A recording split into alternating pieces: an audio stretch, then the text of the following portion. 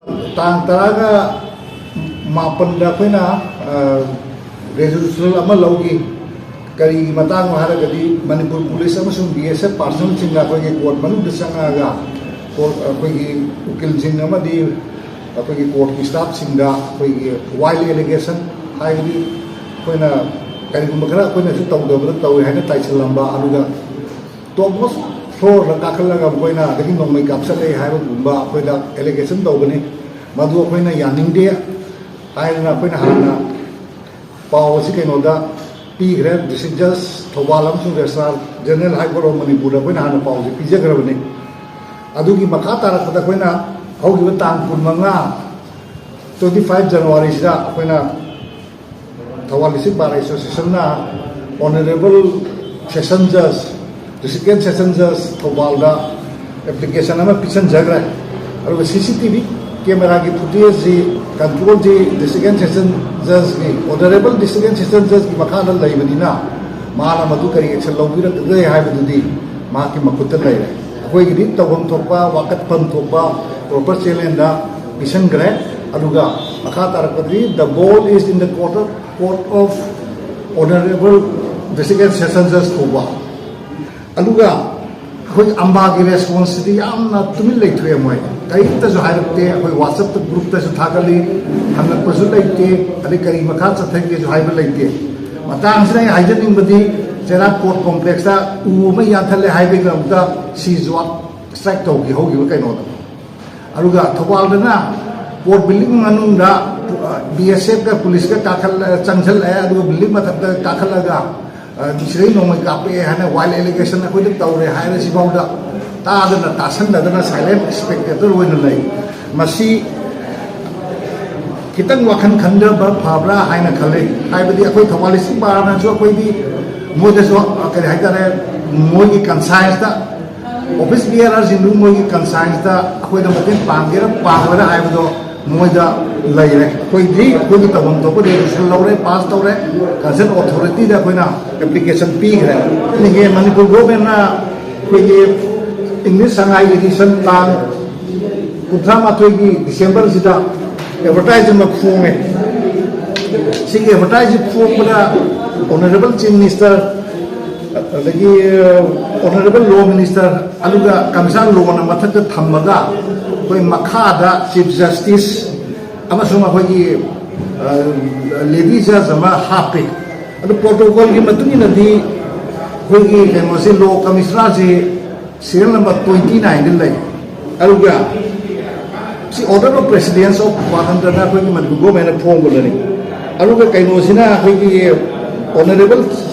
chief justice of Manipur ki serial kaino sina number 14 ni ada honorable law minister ki na serial number 15 da lay gedam ni aluga kaino sina hojik adagi honorable judge of Manipur sina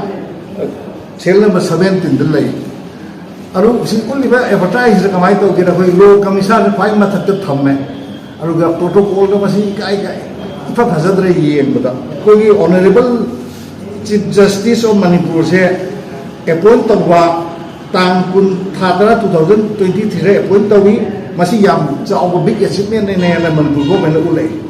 अदा मसी मतांग दाइना हाइजनिंग बदी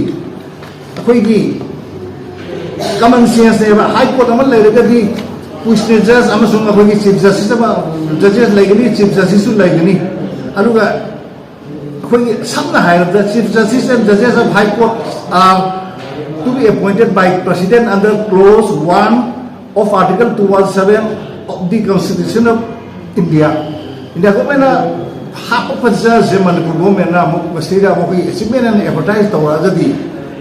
अखोगी judiciary process अखोगी undermine तौरने such type of advertisement will undermine the independence of judiciary बसी आइना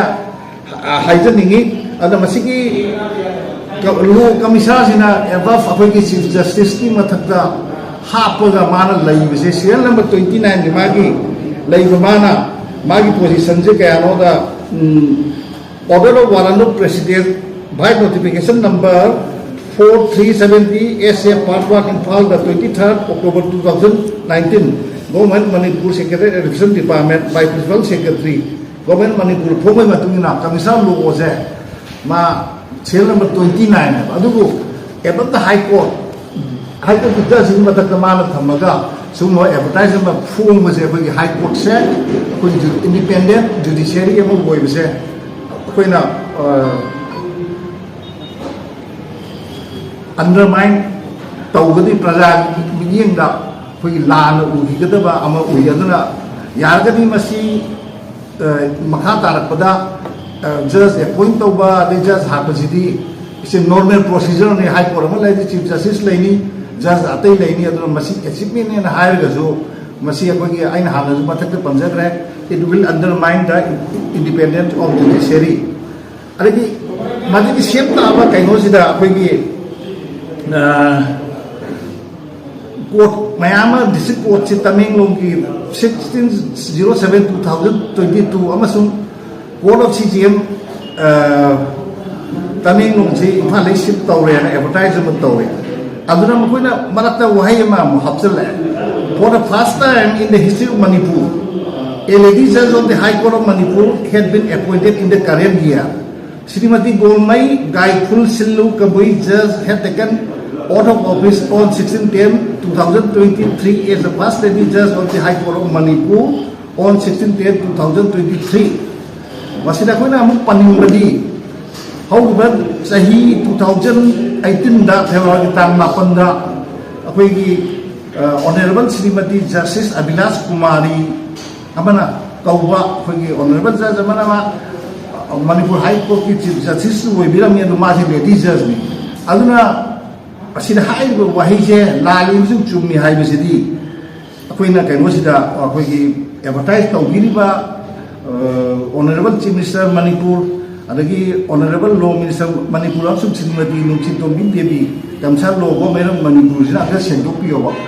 hai bini who is the real first lady judge of the High Court of Manipur in the interest of public koi da su confusion le public da su masi hen confusion sa kani maramdi 2018 da High Court ki lady judge me appoint tau hai adu moin palije in the history of Manipur High Court ki history da hai never tabu mamang da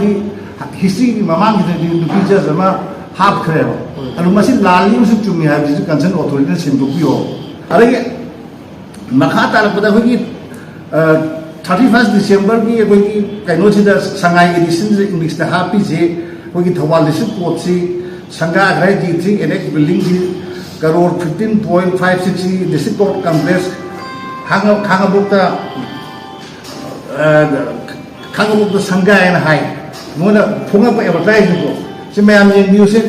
sidaida yamna yeng biu se sidaida moina khangabukna phajana moina hairi alu masi invitation number kana di khangabu wa wahai se inauguration phangji invitation da chukau yaugi tabana masi ki yaudra hogita moina hapchal laga अखोई कई हाइतारे assume साना होने मसी यानिंगे Thoubal bar association हाँ happy दबने bathroom हापना public Savara पोन हापने लो department की nature से Thoubal bar association खितन pen पाते लंफेन loan पुखरे अखोई प्रजा वाई अखोदू वाई उकिलू वाई पब्लिक वाई पैसा वाना पता ताथोपदमदू अखोना थवाने कचिंग लंफेल चपकांदा कोई पैसा तिंगी मतलब मांगी अरे ऑफिशियल जिन थेंगनाबदा कोई एक्सपेंडिचर याम चंगी कचिंग की प्रजाना अमुक हेन हुआ अदुना अखोइना थवालिसिन बारना हाइजेनिंग बदी मसी यारगदी लैबा ऑफिसिंग से हानगी मफमदा हंदलगा थंबियो सर्वे तौगे हारबसु माखै मफमदा लैरगा सर्वे तौना क्वाइनि फबु होइगनी अदुगा लंफेल होंगी प्रजा वाई खुद चादब मैम मायूं थौबाल कक्चिंग डिस्ट्रिक्ट MLA तरासे अखोई मतेंगीजै ऑफिस थौबाल पुथबीरो कक्चिंग पुथबीरो अखोइनसु मनपुर गवर्नमेंट अपील तौजरी मरमदी यारगदी हाइरिबो ऑफिसिंग से मसागी हालगी लेरब फिल्म पुबीरो हाइना अखोइना हाइजरी थौबाल डिस्ट्रिक्ट बार एसोसिएशन अखोई थौबाल कक्चिंग की प्रजा अखोदू प्रोफेशन पीबीरू अदगी मया करीगुंबा अखोइना ꯑꯩꯈꯣꯏꯅ ꯁꯤ ꯇꯧ ꯍꯥꯏꯕꯗ ꯕꯥꯔ ꯑꯦꯁꯣꯁꯤꯌꯦꯁꯟꯒꯤ ꯑꯃꯁꯨꯡ ꯄ꯭ꯔꯖꯥꯒꯤ ꯐꯅꯕꯒꯤ ꯁꯖꯦꯁꯟꯗꯨ ꯂꯩꯔꯒꯗꯤ ꯑꯩꯈꯣꯏꯗ ꯍꯥꯏꯕꯤꯌꯨ ꯑꯃꯁꯨꯡ ꯑꯩꯈꯣꯏꯕꯨ ꯒꯥꯏꯗ ꯇꯧꯕꯤꯌꯨ ꯍꯥꯏꯅ ꯑꯩꯅ ꯑꯄꯤꯜ ꯇꯧꯖꯔꯤ ꯁꯤ ꯃꯅꯤꯄꯨꯔ ꯒꯣꯔꯃꯦꯟꯅ ꯐꯣꯡꯕ ꯑꯩꯈꯣꯏꯒꯤ ꯀꯦꯂꯦꯟꯗꯔꯅꯦ Manipur calendar 2024 Directorate of Information and Public Relations Government Manipur form bane ado mastinga hu leiba problem ni kainoda Manipur ki sarkar ki loisan sing che thang je haiba ni se office suti ne tanam ka di aluga form ni ba calendar si di bayam nam na yeng yu se thang je suti ba tu utte si akoi da su confusion sa le office da koi hangi 5 days week adum lei hai alu calendar form da di akoi gi masi gi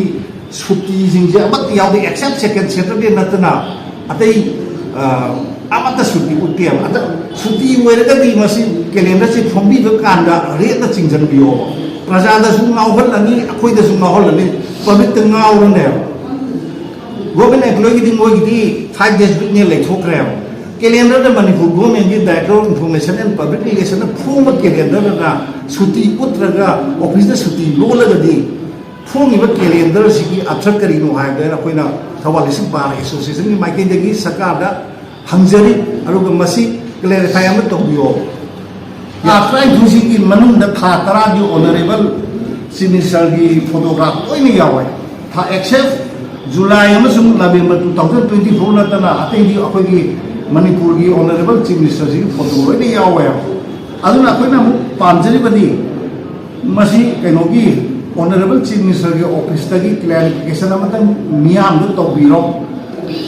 aro da hayen ni badi thawalising bar se kaigumba koina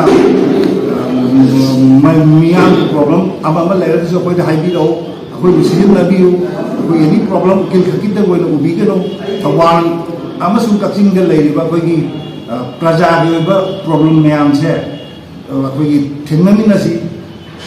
amasung tanami naraga afaba ma ke da koi chatna bonus